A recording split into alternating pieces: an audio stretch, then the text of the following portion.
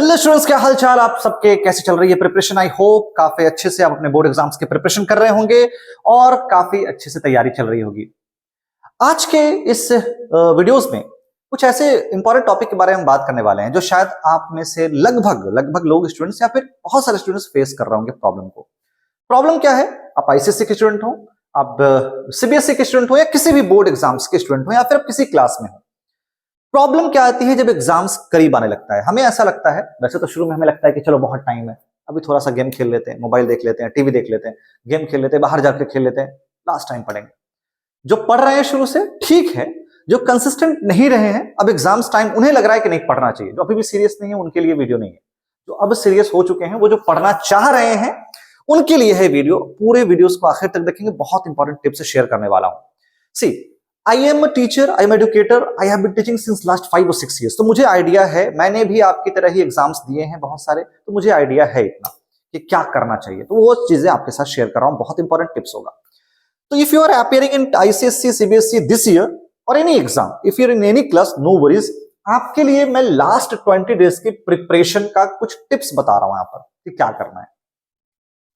अगर आपने चैप्टर्स बिल्कुल नहीं पढ़ा या फिर कुछ पढ़ रखा है तो क्या करना है, वो सारे चीजें बताऊंगा। सबसे पहले करना क्या है आपको, आज से ही जो भी पढ़ाई करेंगे तो सबसे पहले पढ़ाई जो करने वाले हैं आप उसमें टाइम को डिवाइड कर लेंगे। क्या करेंगे बच्चा आप? ओके, आप टाइम को डिवाइड कर लेंगे। टाइम डिवाइड करने का मतलब क्या है? सेकेंड,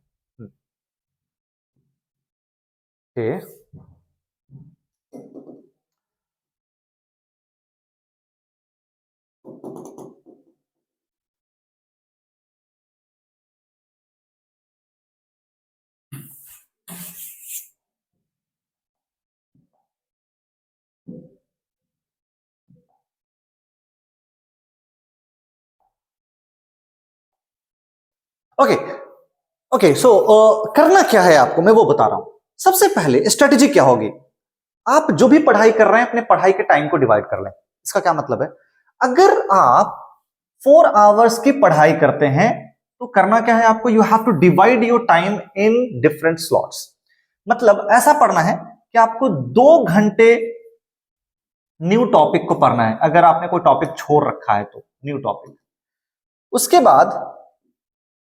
उसके बाद जो 1 घंटा बचेगा बच्चा, उसमें आपको रिवाइज करना है।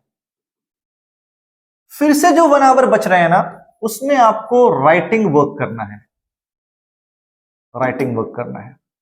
ये समझ में आ रही बात है मैं क्या बता रहा हूं? It means you have to divide your time in different zone ताकि पूरी प्रिपरेशन हो सके। कैसे करेंगे? अगर आप 4 घंटा पढ़ रहे हैं तो उसी हिसाब से डिवाइड करेंगे। अगर आप 3 घंटा पढ़ रहे हैं, 6 घंटा पढ़ रहे हैं, it's up to you.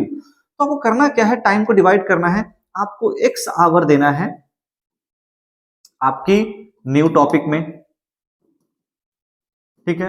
y our देंगे आपको रिवाइज में, और z आवर आप देंगे बच्चा न्यू टॉपिक में, सॉरी राइटिंग वर्क में। राइटिंग वर्क में आप सैंपल पेपर सॉल्व कर सकते हैं। अब कई बार ऐसा हो सकता है आपका न्यू टॉपिक हो ही ना कुछ पढ़ने के लिए, तो आप अपने रिवाइज के टाइम को बढ़ा दें और सैंपल को। x आपका टाइम ज्यादा होना चाहिए, ठीक है, ज्यादा होना चाहिए। आपका y टाइम थोड़ा कम होगा और z टाइम और कम होना चाहिए। राइटिंग प्रैक्टिस आप बेसिकली बढ़ाएंगे जैसे से करीब जा रहे हैं कि राइटिंग प्रैक्टिस भी थोड़ी बढ़ जाए। तो शुरू में यही करना है आपको कि टाइम को इस तरह से डिवाइड करना है। मतलब 2 घंटे अगर आप पढ़ रहे हैं, बहुत बढ़िया, टॉपिक पढ़ें। 1 घंटे आप क्या करें, आप रिवाइज कर लें पढ़ी हुई टॉपिक को, और फिर 1 घंटे क्या करें, कुछ लिखें। समझ रहे? मैं फिर से क्यों बता रहा हूं, बार बार याद रहे आपको। अब 2 से 3 घंटे ये कर लेंगे तो आप 2 घंटा इसको बढ़ा दें, आधा घंटा इसको, अपने अकॉर्डिंगली एडजस्ट करेंगे। But you have to divide your time in all this concepts. Topic पढ़ना है, एक थ्योरेटिकल टॉपिक भी पढ़ना है, क्वेश्चन आंसर भी याद करने हैं। जो आपने 1 हफ्ते पहले, 2-4 दिन पहले पढ़ा है, उसे रिवाइज भी करना है। पढ़ी हुई चीजों को बार बार रिवाइज करना है। And you have to write also, answers को राइट भी करना है, सैंपल पेपर सॉल्व करना है। अगर नहीं कर रहे तो भूलते जाएंगे, पढ़ते जाएंगे, भूलते जाएंगे। ये बहुत इंपॉर्टेंट है। रिवाइज एंड पीवाईक्यूज बहुत इंपॉर्टेंट है। पीवाईक्यूज अगर आपने कुछ नहीं पढ़ा, फॉर एग्जांपल एक चैप्टर है जो आपने पढ़ा ही नहीं, क्या करेंगे? अब लास्ट टाइम आने वाला है, अगर आपके पास टाइम है कि आप पढ़ सकते हैं तो पढ़ लीजिए, मैं मना नहीं कर रहा हूं, बट मैं आपको बता रहा हूं कि आप क्या करेंगे। उसका बेसिक जो थीम है वो समझ लें कि क्वेश्चंस ये इस चैप्टर में पढ़ना क्या है। Then after you have to go through PYQs. 5 साल के, 10 साल के, आप किसी भी पब्लिकेशन के आप ले लें प्रीवियस पेपर्स, 10 साल के पेपर्स में जितने क्वेश्चन आ रखे हैं अपने सॉल्व कर लेंगे, आपकी प्रिपरेशन हो जाएगी इतनी कि आप उस चैप्टर में आंसर्स लिख सकते हैं। लेकिन हाँ, समझ कर, कट कर नहीं, समझ कर पीवाईक्यूज सॉल्व कर लेंगे, दैट्स एनफ फॉर यू। नए चैप्टर पर फोकस करने से अच्छा है उन पर पीवाईक्यूज आप सॉल्व कर लें। ओके, आंसर राइटिंग की प्रैक्टिस करनी है। आंसर राइटिंग मतलब कि सैंपल पेपर ले लिया है, model test paper, specimen paper को लेकर आप सॉल्व कर रहे हैं, टाइम मैनेजमेंट करेंगे। Time management in the sense कि अगर 1 घंटे 2 घंटे में आप कितना सॉल्व कर पा रहे हैं, उसी हिसाब से अपने टाइम को मैनेज करेंगे। सो 3 पॉइंट को ध्यान रखना है कि टाइम को डिवाइड करना है, रिवाइज करना है, पीवाईक्यू रिवाइज भी करना है।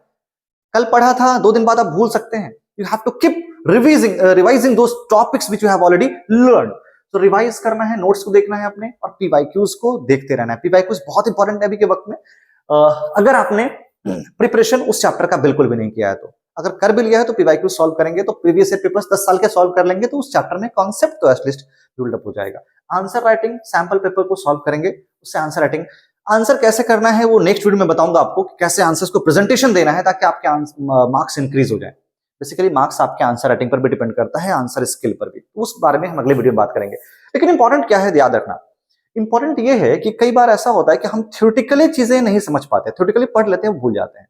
Number of questions solved is directly proportional to your marks and your concepts. Questions अगर आपने प्रिपरेशन अगर 80% कर रखा है, 20% अगर नहीं कर रखा है, कोई दिक्कत नहीं है। अगर 60% भी है, 40% आप क्वेश्चन सॉल्व करके कर सकते हो। बिल्कुल ऐसा ही है, क्वेश्चन सॉल्व करो, जहां से मिल रहा है वहां से क्वेश्चंस देखो, याद कर लो, सॉल्व कर लो, that will be beneficial for your preparation. तो 3-4 टिप्स थे जो यहाँ पे बहुत इंपॉर्टेंट थे, और सबके लिए है, किसी भी बोर्ड एग्जाम्स के लिए, किसी भी बच्चों के लिए, कोई सा भी एग्जाम आप देने जा रहे हो। तो बच्चा ये चीजें याद रखनी है आपको। नेक्स्ट याद क्या रखना है, ओके, ये सारी चीजें जो बहुत, तो यही चीजें छोटी सी वीडियो में बताना था आपको।